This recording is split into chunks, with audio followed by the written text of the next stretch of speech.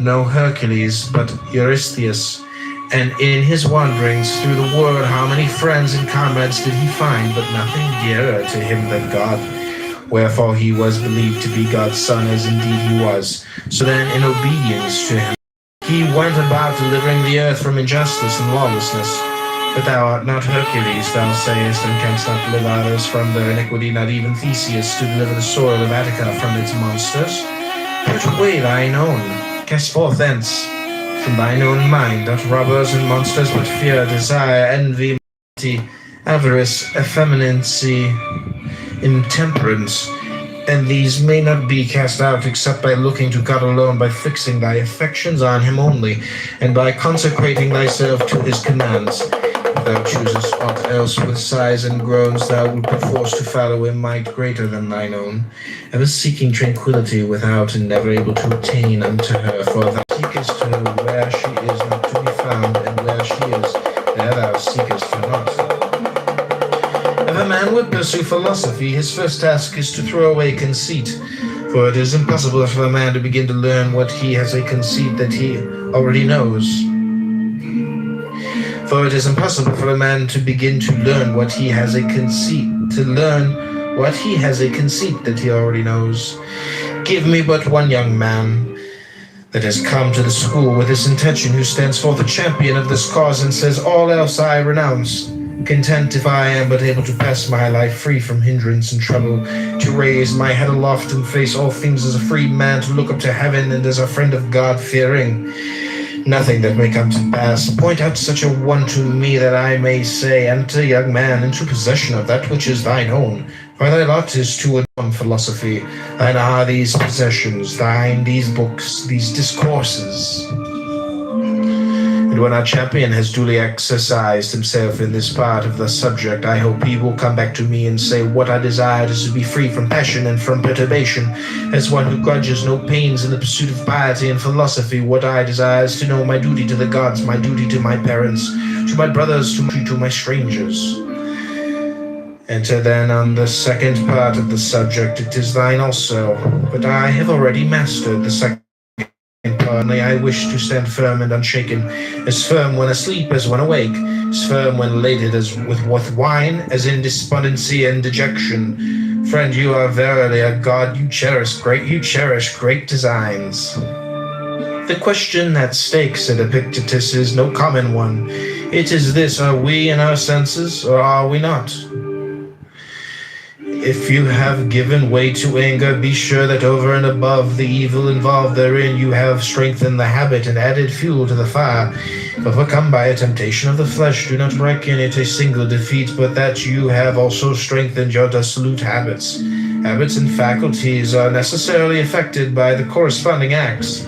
Those that were not there before spring up, the rest gain in strength and extent.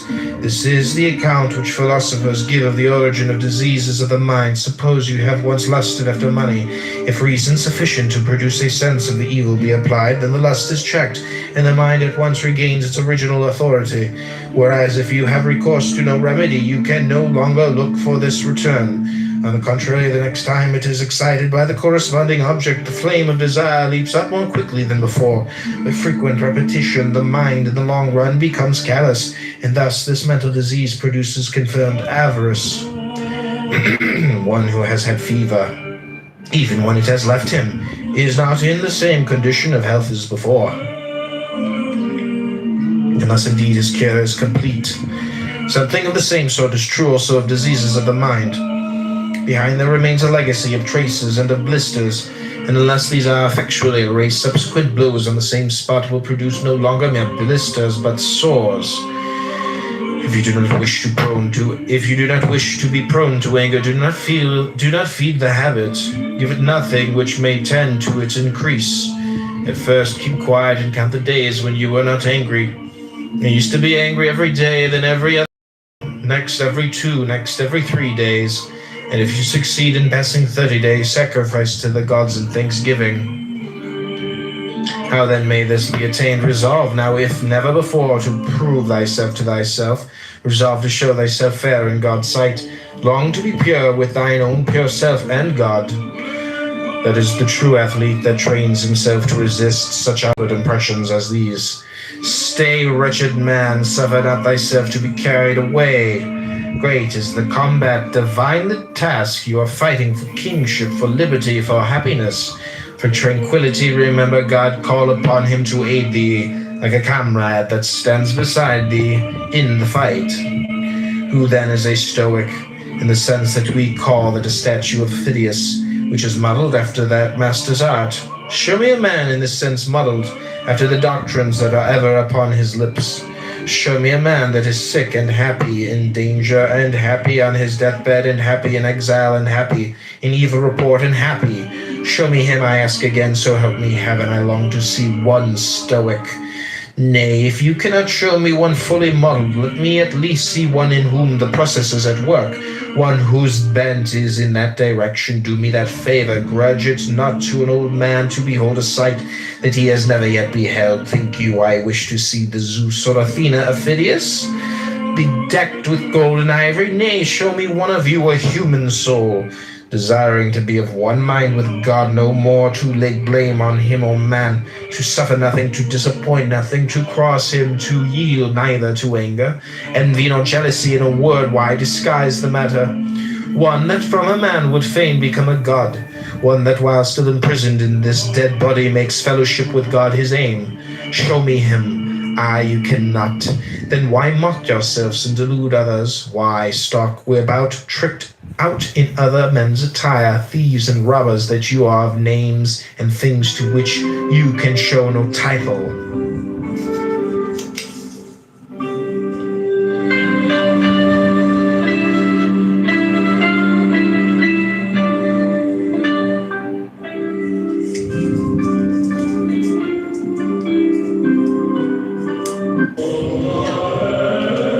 But God hath introduced man to be a spectator of himself and of his works, and not a spectator only, but also an interpreter of them.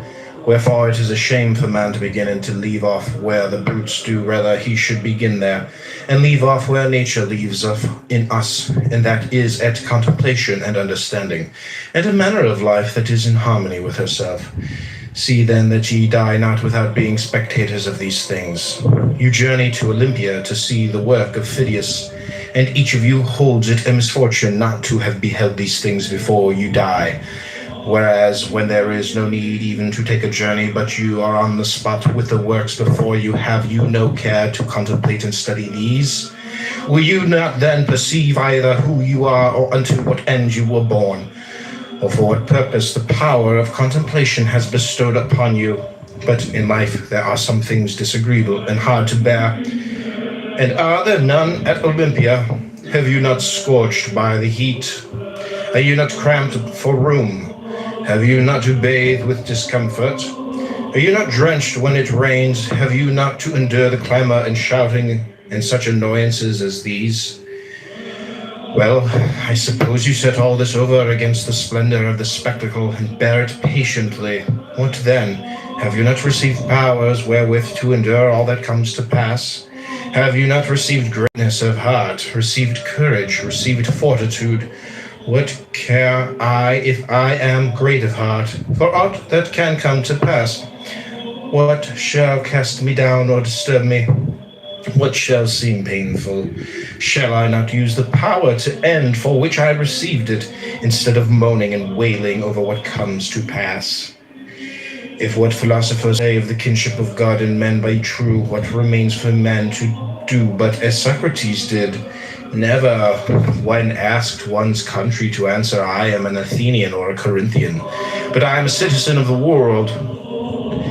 He that hath grasped the administration of the world, who hath learned that this community, which consists of God and men, is the foremost and mightiest and most comprehensive of all, that from God have descended the germs of life, not to my father only and father's father, but to all things that are born and grow upon the earth, and in a special manner to those endowed with reason, for those only are by their nature fitted to hold communion with God, being by means of reason conjoined with him. Why should not such an one call himself a citizen of the world? Why not a son of God? Why should he fear aught that comes to pass among men? Shall kinship with Caesar or any other of the great at Rome be enough to hedge men around with safety and consideration, without a thought of apprehension, while to have God for our Maker, and Father the kinsman, shall not this set us free from sorrows and fears? I do not think that an old fellow like me need have been sitting here to try and prevent your entertaining abject notions of yourselves, and talking of yourselves in an abject and ignoble way, but to prevent there being by chance among you any such young men as, after recognizing the kindred to the gods, and the bondage in these chains of the body and its manifold necessities, should desire to cast them off as burdens too grievous to be borne, and depart to their true kindred. This is the struggle in which your master and teacher, were he worthy of the name, should be engaged. You would come to me and say, Epictetus, we can no longer endure being chained to this wretched body, giving it food and drink and rest and purification, aye, and for its sakes forced to be subservient to this man, and that are not these things indifferent and nothing to us? Is it not true that death is no evil? Are we not in a manner kinsmen of the gods, and have we not come from them? Let us depart thither whence we came. Let us be freed from these chains that confine and press us down. Here are thieves and robbers and tribunals, and they that are called tyrants, who deem that they have after a fashion power over us, because of the miserable body and what pertains to it. Let us show them that they have power over none. And to this I reply, friends, wait for God. When he gives the signal and releases you from this service, then depart to him. But for the present endure to dwell in the place wherein he hath assigned you your post. Short indeed is the time of your habitation therein, and easy to those that are thus minded. What tyrant, what robber, what tribunals have any terrors for those who thus esteem the body and all that belong to it as of no account? Stay, depart not rashly hence. Something like that is what should pass between a teacher and ingenious youths. As it is, what does pass? The teacher is a lifeless body, and you are lifeless bodies yourselves. When you have had enough to eat today, you sit down and weep about tomorrow's food. Slave, if you have it, well and good. If not, you will depart. The door is open. Why lament? What further room is there for tears? What further occasion for flattery? Why should one envy another? Why should you stand in awe of them that have much or are placed in power, especially if they be all so strong and passionate?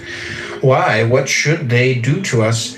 What they can do we will not regard. What does concern us that they cannot do?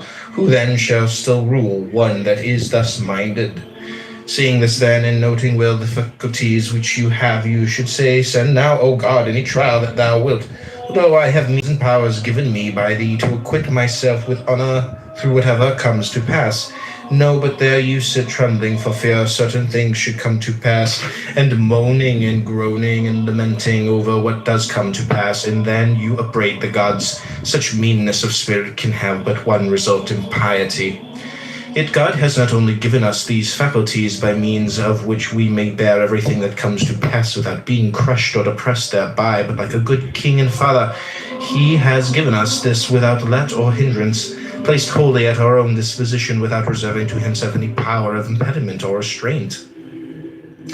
Though possessing all these things free and all your own, you do not use them. You do not perceive what is you have received, nor whence it comes, but sit moaning and groaning, some of you blind to the giver, making no acknowledgement to your benefactor, others basely giving themselves to complaints and accusations against God. Yet what faculties and powers you possess for attaining courage and greatness of heart, I can easily show you. What you have for upbraiding and accusation, it is for you to show me.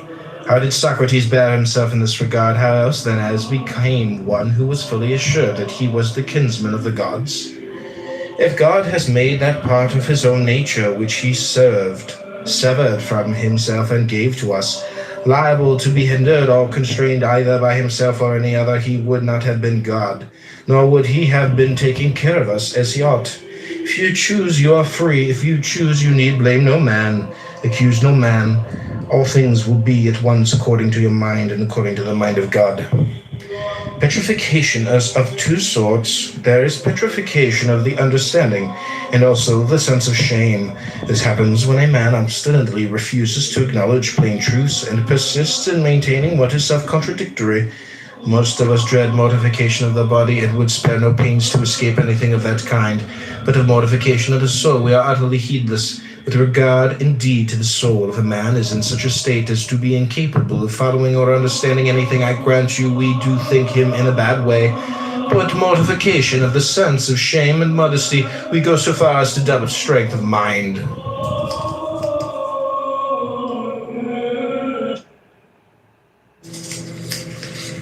If we were as intent upon our own business as the old fellows at Rome are upon what interests them, we too might perhaps accomplish something. I know a man older than I am, now superintendent of the corn market at Rome, and I remember when he passed through this place on his way back from exile, what an account he gave me of his former life, declaring that for future, once home again, his only care should be to pass his remaining years in quiet and tranquillity. For how few years have I left, he cried. That, I said, you will not do. But the moment the scent of Rome is in your nostrils, you will forget it all, and if you can but gain admission to court, you'll be glad enough to elbow your way in, and thank God for it. Epictetus, he replied, if you ever find me setting as much as 1 foot within the court, think what you will of me. Well, as it was, what did he do ere ever he entered the city? He was met by dispatch from the emperor. He took it and forgot the whole of his resolutions. From that moment he has been piling one thing upon another. I should like to be beside him to remind him of what he said when passing this way, and to add how much better a prophet I am than you. What then? Do I say man is not made for an active life? Far from it, but there is a great difference between other men's occupations and ours. A glance at theirs will make it clear to you all day long. They do nothing but calculate, contrive, consult how to wring their profit out of foodstuffs, farm plots, and the like.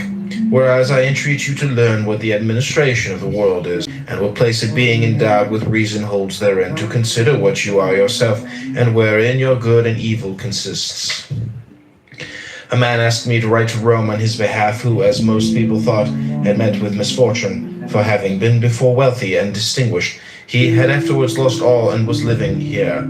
So I wrote about him in a humble style. He, however, on reading the letter, returned it to me with the words, I asked for your help, not for your pity. No evil has happened unto me. True instruction is this, to learn to wish that each thing should come to pass as it does. And how does it come to pass? As the disposer has disposed it.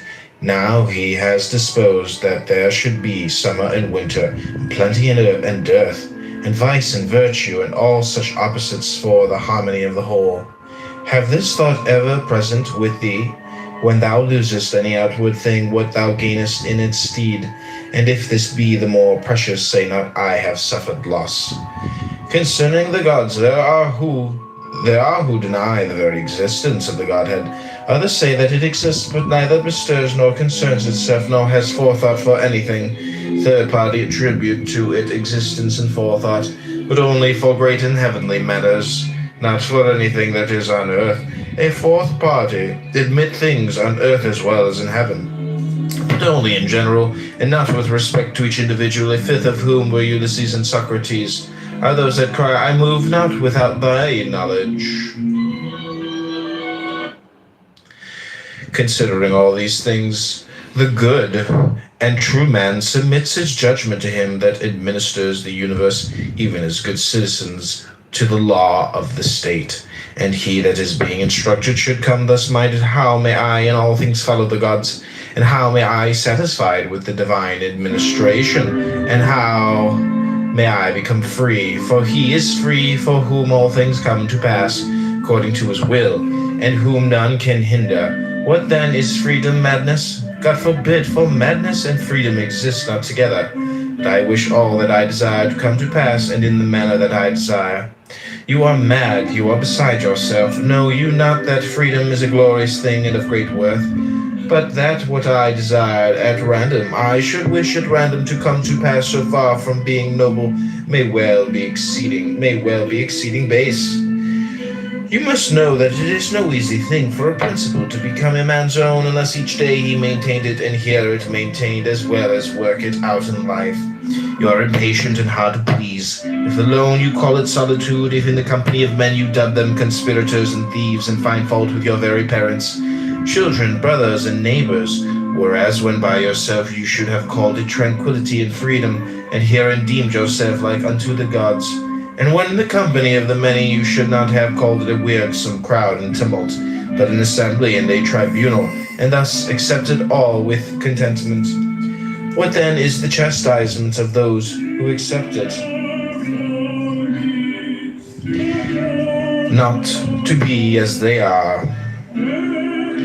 Is any discontented with being alone? Let him be in solitude. Is any discontented with his parents? Let him be a bad son and lament.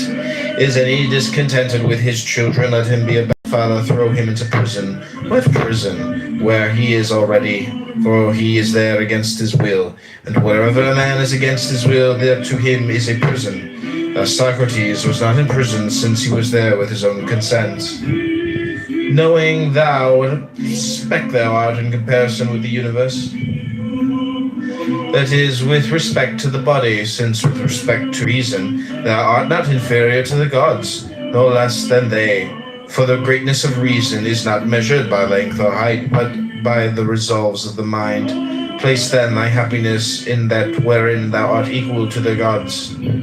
Asked how a man might eat acceptably to the gods, Epictetus replied, if when he eats he can be just, cheerful, equable, temperate, and orderly, can he not thus eat acceptably to the gods? But when you call for warm water and your slave does not answer, or when he enters brings it lukewarm, or is not even found to be in the house at all, then not to be vexed nor burst with anger, is not that acceptable to the gods? But how can one endure such people? Slave, will you not endure your own brother, that has God to his forefather, even as a son sprung from the same stock, and of the same high descent as yourself? And if you are stationed in a high position, are you therefore forthwith to set up for a tyrant? Remember who you are and whom you rule, that they are by nature your kinsmen, your brothers, the offspring of God.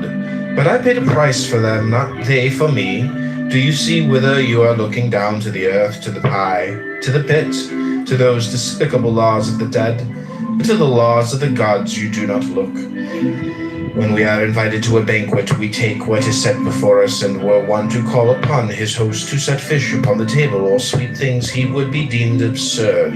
Yet in a word, we ask the gods for what they do not give, and that although they have given us so many things.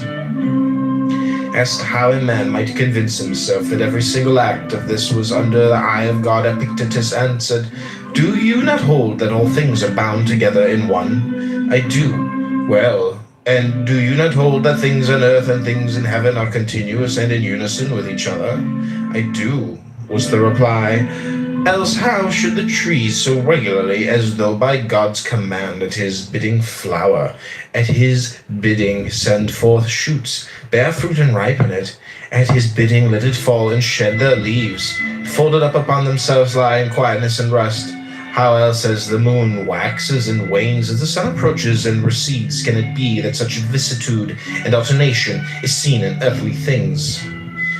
If then all things that grow, nay, our own bodies are thus bound up with the whole, is it not this still truer of the souls? And if our souls are bound up and in contact with God as being very parts and fragments plucked from himself, shall he not feel every movement of theirs as though it were his own, and belonging to his own nature? But you say, I cannot comprehend all this at once. Why, who told you that your powers were equal to God's? Yet God hath placed by the side of each a man's own guardian spirit. To the Stoics, the guardian spirit was each man's reason, who is charged to watch over him, a guardian who sleeps, nor is deceived. For to what better or more watchful guardian could he have committed each of us? So when you have shut the doors and made a darkness within, remember never to say that you are alone, for you are not alone, but God is within, and your guardian spirit. What light do they need to behold what you do? To this God you also should have sworn allegiance, even as soldiers unto Caesar. They, when their service is hired, swear to hold the light of Caesar dearer than all else. And will you not swear your oath that are deemed worthy of so many and great gifts? And will you not keep your oath when you have sworn it? And what oath will you swear, never to disobey, never to arraign or murmur at aught that comes to you from his hand, never unwillingly to do or suffer aught that necessity lays upon you? Is this oath like theirs? I swear to hold no other dearer than Caesar, you to hold our true selves dearer than all else beside. How shall my brother cease to be wroth with me? Bring him to me, and I will tell him, but to thee I have nothing to say about his anger. When one took counsel of Epictetus, saying, what I seek is this, how even though my brother be not reconciled to me, I may still remain as nature would have me to be. He replied, all great things are slow of growth, nay, this is true, even of a grape or of a fig. If then you say to me, now I desire a fig, I shall answer, it needs time. Wait till it first flower, then cast its blossom, then ripen. Whereas when the fruit of the fig tree reaches not maturity suddenly, nor yet in a single hour, do you nevertheless desire so quickly and easily to reap the fruit of the mind of man? Nay, expect it not, even though I bade you. Epaphroditus had a shoemaker whom he sold as being good for nothing. This fellow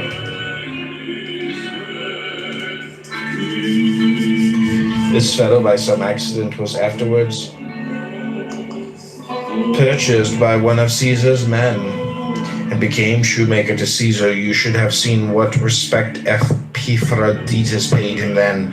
How does the good Felicion kindly let me know? And if any of us inquired, what is Epaphroditus doing? The answer was, he is consulting about so-and-so with Felicion. Had he not sold him as good for nothing, who had in a trice converted him into a wiseacre? This is what comes of holding of importance anything but the things that depend on the will. What you shun, enduring yourself, attempt not to impose on others. You shun slavery. Beware of enslaving others. If you can endure to do that, one would think you had been once upon a time a slave yourself. For vice has nothing in common with virtue, nor freedom with slavery. Has a man been raised to the tribuneship? Every one that he meets congratulates him. One kisses him on the eyes, another on the neck. While the slaves kiss his hands, he goes home to find torches burning. He ascends to the capital to sacrifice. Whoever sacrificed for having had right desires, for having conceived such inclinations as nature would have him. In truth, we thank the gods for that wherein we place our happiness. A man was talking to me today about the priesthood of Augustus. I said to him, let the thing go, my good sir. You will spend a great deal to no purpose. Well, but my name will be inserted in all the documents and contracts. Will you be standing there to tell those that read them, that is my name written there? And even though you could now be there in every case, what will you do when you are dead? At all events, my name will remain. Inscribe it on a stone, and it will remain just as well, and think beyond Nicopolis, what memory of you will there be. But I shall have a golden wreath to wear. If you must have a wreath, get a wreath of roses and put it on. You will look more elegant. Above all, remember that the door stands open. Be not more fearful than children, but as they, when they weary of the game, cry, I will play no more. Even so, when thou art in the like case, cry, I will play no more, and depart. But if thou stayest, make no lamentation. Is there smoke in the room? If it be slight, I remain. If grievous, I quit it. For you must remember this and hold it fast. The door stands open. You shall not dwell at Nicopolis, well and good, nor at Athens. Then I will not dwell at Athens either, nor at Rome either. You shall dwell in Gyara. Well, but to dwell in Gyara seems to me like a grievous smoke. Depart to a place where none can forbid me to dwell. That habitation is open to all. For as for the last garment of all, that is the poor body. Beyond that, none cannot do aught unto me. This is why Demetrius said to Nero, you threaten me with death, but it is nature who threatens you. The beginning of philosophy is to know the condition of one's own mind. If a man recognizes that this is in a weakly state, he will not then want to apply it to questions of the greatest moment. As it is, men who are not fit to swallow even a morsel buy whole treatises and try to devour them. Accordingly, they either vomit them up again or suffer from indigestion, whence come gripings, fluxions, and fevers, whereas they should have stopped to consider their capacity. In theory, it is easy to convince an ignorant person. In actual life, men not only object to offer themselves to be convinced, but hate the man who has convinced them. Whereas Socrates used to say that we should never lead a life not subjected to examination. This is the reason why Socrates, when reminded that he should prepare for his trial, answered, "Thinkest thou not that I have been preparing for it all my life? In what way? I have maintained that which in me lay. How so? I had never secretly, openly done wrong unto any. In what character dost thou now come forward? Is a witness summoned by God. Come thou, saith God, and testify for me, for thou art worthy of being brought forward as a witness by me. Is aught that is outside thy will either good or bad? Do I hurt any man? Have I placed the good of each in the power of any other than himself? What witness dost thou bear to God? I am in evil state, master, I am undone. None careth for me, none giveth me aught. All men blame, all speak evil of me. Is this the witness thou wilt bear and do dishonor to the calling wherewith he hath called thee? Because he hath done thee so great honor, and deemed thee worthy of being summoned to bear witness in so great a cause? Wouldst thou have men speak good of thee? Speak good of them, and when thou hast learned to speak good of them, try to do good unto them, and thus thou wilt reap in return their speaking good of thee. When thou goest into any of the great, remember that another from above sees what is passing, and that thou shouldest please him rather than man. He therefore asks thee, is this in the schools? What didst thou call exile, imprisonment, bonds, death, and shame? I call them different things, and I call them things indifferent. What then dost thou call them now? Are they at all changed? No. It is then thou that art changed? No. Say then, what are things indifferent? Things that are not in our power. Say then what follows, that things which are not in our power are nothing to me. Say also what things you hold to be good, a will such as it ought to be, and a right use of the things of sense. And what is the end? To follow thee. That Socrates should ever have been so treated by the Athenians, slave. Why say Socrates? Speak of the thing as it is. That ever then the poor boy of Socrates should have been dragged away and haled by main force to prison. That ever hemlock should have been given to the body of Socrates. That should have breathed its life away. Do you marvel at this? Do you hold this unjust? Is it for this that you accuse God? Had Socrates no compensation for this? Where then for him was the ideal good? Whom shall we hearken to, you or him? And what says he? Anytus and Miletus may put me to death, to injure me is beyond their power. And again, if such be the will of God, so let it be. Nay, young man, for heaven's sake, but once thou hast heard these words, go home and say to thyself, it is not Epictetus that has told me these things, how indeed should he? No, it is some gracious God through him, else it would never have entered his head to tell me them. He that is not used to speak to any one thus, well then, let us not lie under the wrath of God, but be obedient unto him. Nay, indeed, but if a raven by its croaking bears thee any sign, it is not the raven, but God that sends the sign through the raven. And if he signifies anything to thee through human voice, will he not cause the man to say these words to thee, that thou mayest know the power of the divine? How he sends a sign to some in one way, and to others in another, and on the greatest and highest matters of all signifies his will through the noblest messenger. What else does the poet mean? I spake unto him erst myself, and sent Hermes in the shining, one to check and warn him, the husband not to slay, nor woo the wife. In the same way, my friend Heraclitus, who had a trifling suit about a petty farm at Rhodes, first showed the judges that his cause was just, and then at the finish cried, I will not entreat you, nor do I care what sentence you pass.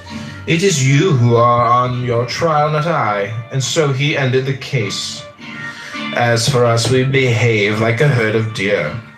When they flee from the huntsman's feathers in affright, which way do they turn? What haven of safety do they make for?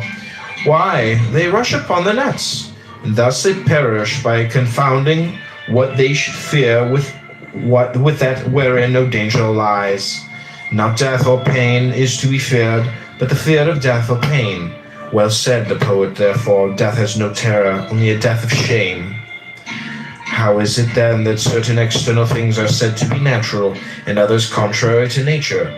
Why, just as it might be said if we stood alone and apart from others, a foot, for instance, I will allow it is natural should be clean, but if you take it as a foot, and as a thing which does not stand by itself, it will beseem it, if need be, to walk in the mud, to tread on thorns, and sometimes even to be cut off for the benefit of the whole body. Else it is no longer a foot.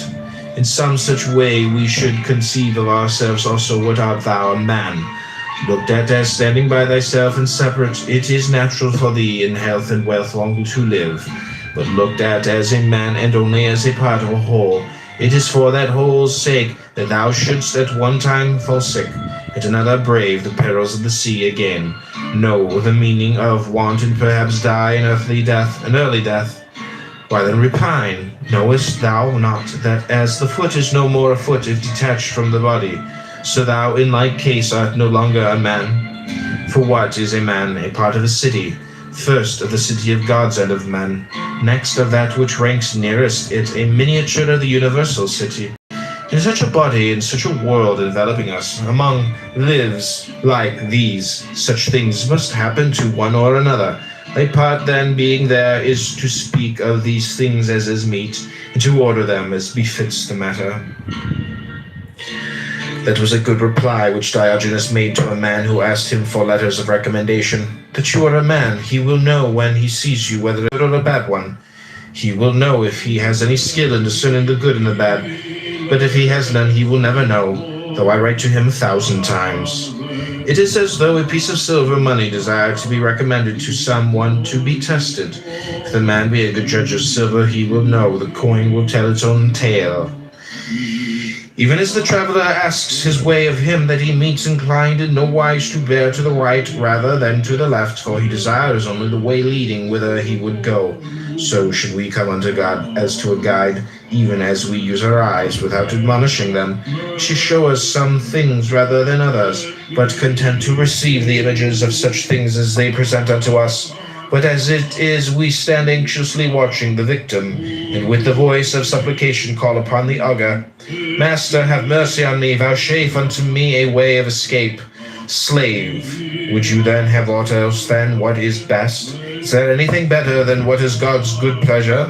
Why, as far as in you lies, would you corrupt your judge and lead your counselor astray? God is beneficent, but the good also is beneficent. It should seem then that where the real nature of God is, there too is to be found the real nature of the good. What then is the real nature of God? Intelligence, knowledge, right, reason. Here then, without more ado, seek the real nature of the good, for surely thou dost not seek it in a plant or in an animal that reasoneth not. Seek then the real nature of the good in that without whose presence thou wilt not admit the good to exist in aught else. What then? Are not these other things also works of God? They are, but not preferred to honor, nor are they portions of God. But thou art a thing preferred to honor, thou art thyself a fragment torn from God. Thou hast a portion of him within thyself. How is it then that thou dost not know thy high descent, dost not know whence thou comest? When thou eatest, wilt thou not remember who thou art that eatest, and whom thou feedest? In intercourse, in exercise, in discussion, knowest thou not that it is a God whom thou feedest, a God whom thou exercisest, a God whom thou bearest about with thee, O miserable? And thou perceivest it not. Thinkest thou that I speak of a God of silver or gold, that is without thee? Nay, thou bearest him within thee, all unconscious of polluting him with thoughts impure and unclean deeds. Were an image of God present, thou wouldst not dare to act as thou dost. Yet when God himself is present within thee, beholding and hearing all, thou dost not blush to think that such thoughts and do such deeds. O thou that art insensible of thine own nature, and liest under the wrath of God. Why then are we afraid when we send a young man from the schools into active life, lest he should indulge his appetites intemperately, lest he should debase himself by ragged clothing, or be puffed up by fine raiment? Knowest he not the God within him? Knowest he not with whom he is starting on his way? Have we patience to hear him say to us, Would I had thee within me? Hast thou not God where thou art? And having him, dost thou still seek for any other? Would he tell thee aught what else than these things? Why, wert thou a statue of Phidias, an Athena, or a Zeus, thou wouldst bethink thee both of thyself and thine artificer. And hadst thou any sense, thou wouldst strive to do no dishonor to thyself or him that fashioned thee, nor appear to beholders in unbefitting guise. But now, because God is thy maker, is that why thou carest not of that of what sort thou shalt know thyself to be. Yet how different the artists and their workmanship. What human artist's work, for example, has in the faculties that are displayed in fashioning it? Is it aught but marble, bronze, gold, or ivory? Nay, when the Athena of Phidias has put forth her hand and received therein a victory, in that attitude she stands forevermore. But God's works move and breathe, they use and judge the things of sense, the workmanship of such an artist. Wilt thou dishonor him? Aye, when he not only fashioned thee, but placed thee like a ward in the care and guardianship of thyself alone, wilt thou not only forget this, but also do dishonor to what is committed to thy care? If God had entrusted thee with an orphan, wouldst thou have thus neglected him? He hath delivered thee to thine own care, saying, I had none more faithful than myself. Keep this man for me, such as nature hath made him, modest, faithful, high-minded, a stranger to fear, to passion, to perturbation. Such will I show myself to you all, what exempt from sickness also, from age, from death. Nay, but accepting sickness and accepting death as becomes a god. No labor, according to Diogenes, is good, but that which aims at producing courage and strength of soul rather than of body. A guide on finding a man who has lost his way brings him back to the right path. He does not mock and jeer at him and then take himself off. You also must show the unlearned man the truth, and you will see that he will follow, but so long as you do not show it to him. You should not mock, but rather feel your own incapacity.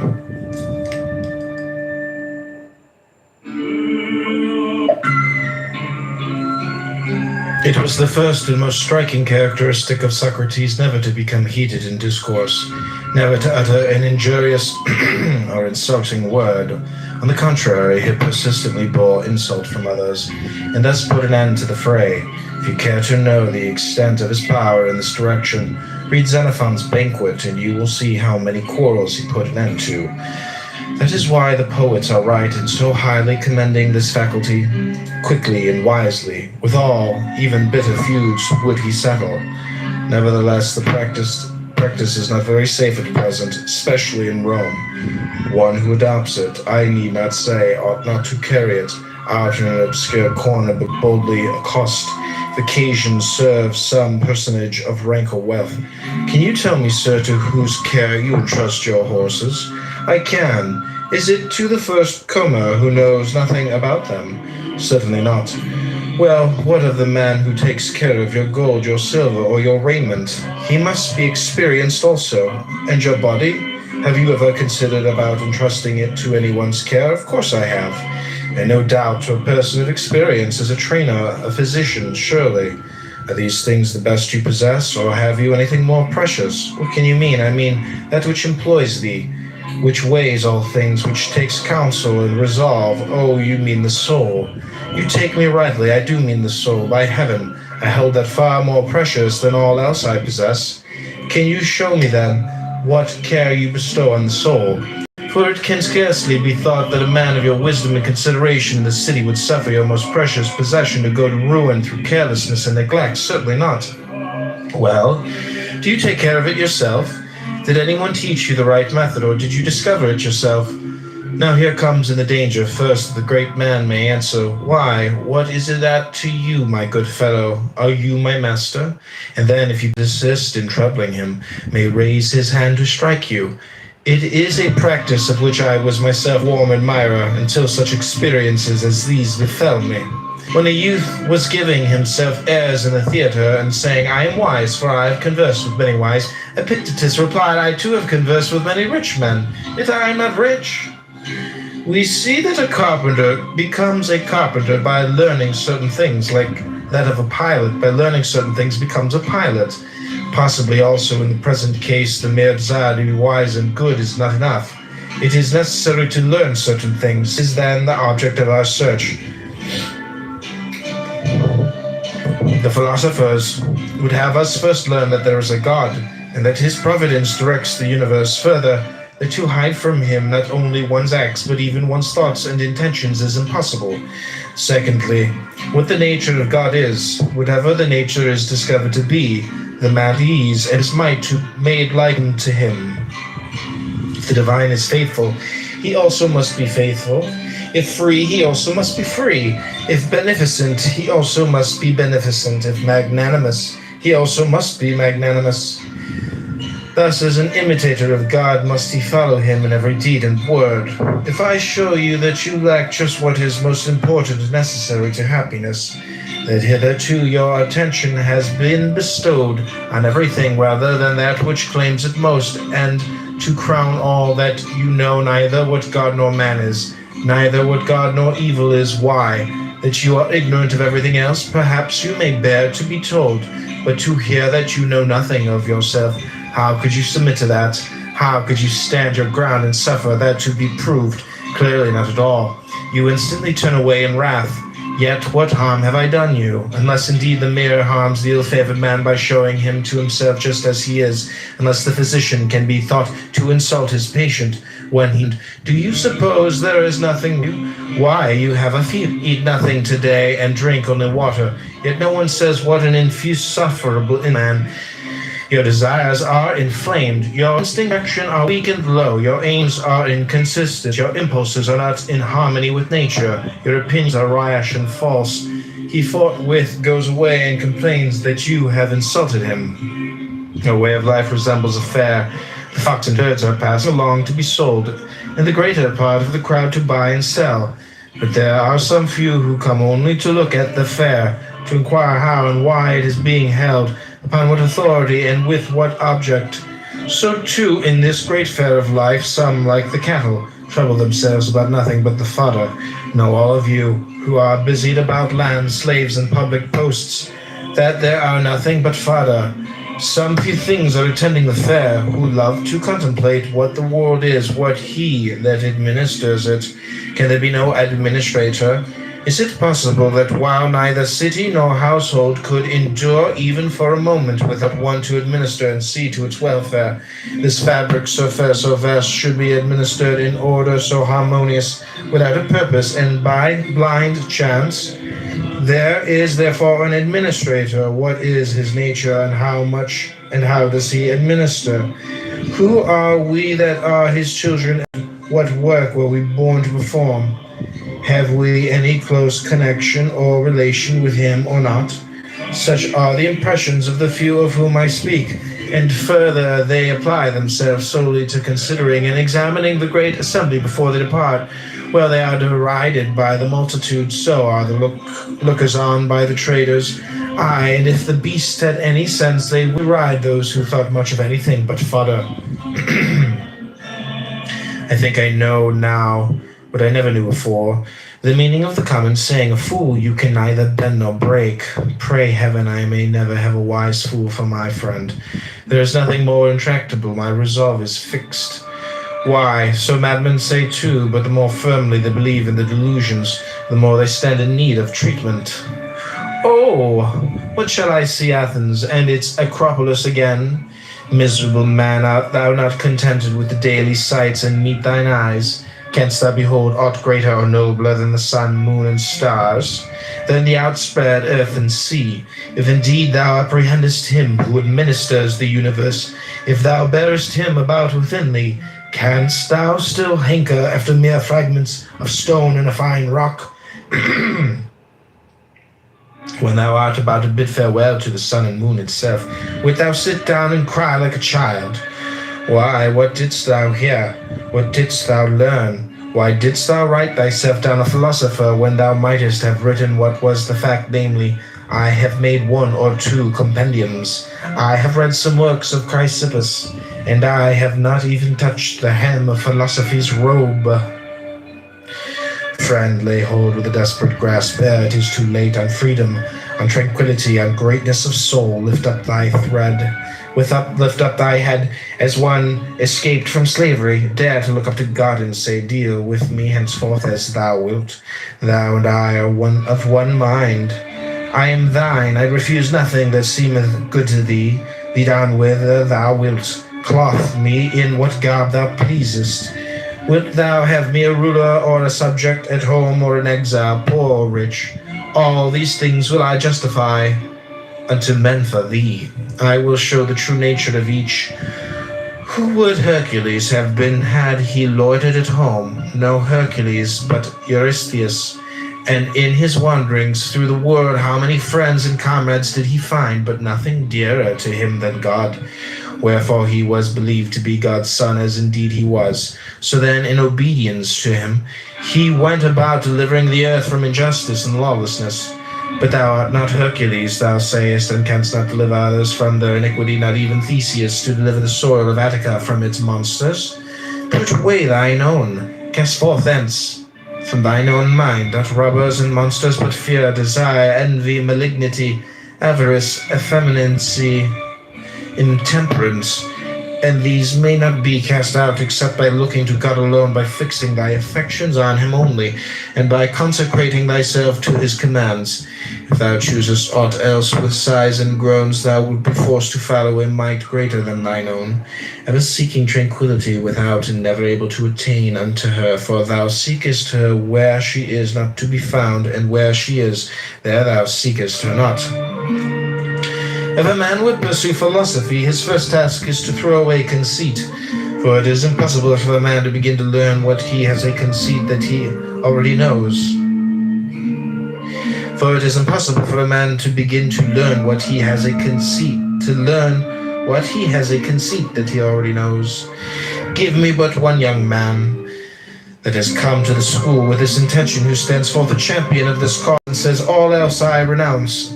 Content if I am but able to pass my life free from hindrance and trouble, to raise my head aloft and face all things as a free man, to look up to heaven and as a friend of God fearing. Nothing that may come to pass. Point out such a one to me, that I may say, enter, young man, into possession of that which is thine own. For thy lot is to adorn philosophy. Thine are these possessions, thine these books, these discourses. And when our champion has duly exercised himself in this part of the subject, I hope he will come back to me and say, what I desire is to be free from passion and from perturbation, as one who grudges no pains in the pursuit of piety and philosophy. What I desire is to know my duty to the gods, my duty to my parents, to my brothers, to my country, to my strangers. Enter then on the second part of the subject. It is thine also, but I have already mastered the second part, only I wish to stand firm and unshaken, as firm when asleep as when awake, as firm when elated as with wine, as in despondency and dejection. Friend, you are verily a god, you cherish great designs. The question at stake, said Epictetus, is no common one. It is this: are we in our senses, or are we not? If you have given way to anger, be sure that over and above the evil involved therein, you have strengthened the habit and added fuel to the fire. Overcome by a temptation of the flesh, do not reckon it a single defeat, but that you have also strengthened your dissolute habits. Habits and faculties are necessarily affected by the corresponding acts. Those that were not there before spring up, the rest gain in strength and extent. This is the account which philosophers give of the origin of diseases of the mind. Suppose you have once lusted after money. If reason sufficient to produce a sense of the evil be applied, then the lust is checked, and the mind at once regains its original authority. Whereas if you have recourse to no remedy, you can no longer look for this return. On the contrary, the next time it is excited by the corresponding object, the flame of desire leaps up more quickly than before. With frequent repetition, the mind in the long run becomes callous, and thus this mental disease produces confirmed avarice. One who has had fever, even when it has left him, is not in the same condition of health as before. Unless indeed his cure is complete. Something of the same sort is true also of diseases of the mind. Behind there remains a legacy of traces and of blisters, and unless these are effectually erased, subsequent blows on the same spot will produce no longer mere blisters, but sores. If you do not wish to be prone to anger, do not feed the habit. Give it nothing which may tend to its increase. At first, keep quiet and count the days when you were not angry. You used to be angry every day, then every other day, next every 2, next every 3 days. And if you succeed in passing 30 days, sacrifice to the gods in thanksgiving. How then may this be attained? Resolve now, if never before, to prove thyself to thyself. Resolve to show thyself fair in God's sight. Long to be pure with thine own pure self and God. That is the true athlete that trains himself to resist such outward impressions as these. Stay, wretched man, suffer not thyself to be carried away. Great is the combat, divine the task. You are fighting for kingship, for liberty, for happiness, for tranquility. Remember God, call upon him to aid thee, like a comrade that stands beside thee in the fight. Who then is a Stoic, in the sense that we call that a statue of Phidias, which is modeled after that master's art? Show me a man in this sense modeled after the doctrines that are ever upon his lips. Show me a man that is sick and happy in danger, and happy on his deathbed, and happy in exile, and happy in evil report, and happy. Show me him, I ask again, so help me heaven, I long to see one Stoic. Nay, if you cannot show me one fully modeled, let me at least see one in whom the process is at work, one whose bent is in that direction. Do me that favor, grudge it not to an old man to behold a sight that he has never yet beheld. Think you I wish to see the Zeus or Athena of Phidias, bedecked with gold and ivory? Nay, show me one of you a human soul, desiring to be of one mind with God, no more to lay blame on him or man, to suffer nothing, to disappoint nothing, to cross him, to yield neither to anger, envy, nor jealousy. In a word, why disguise the matter? One that from a man would fain become a god, one that while still imprisoned in this dead body makes fellowship with God his aim. Show me him. You cannot leaves of in us, and that is at contemplation and understanding, and a manner of life that is in harmony with herself. See then that ye die not without being spectators of these things. You journey to Olympia to see the work of Phidias, and each of you holds it misfortune not to have beheld these things before you die. Whereas when there is no need even to take a journey, but you are on the spot with the works before you, have you no care to contemplate and study these? Will you not then perceive either who you are or unto what end you will born? For what purpose the power of contemplation has bestowed upon you? But in life there are some things disagreeable and hard to bear. And are there none at Olympia? Have you not scorched by the heat? Are you not cramped with the room? Have you not to bathe with discomfort? Are you not drenched when it rains? Have you not to endure the clamor and shout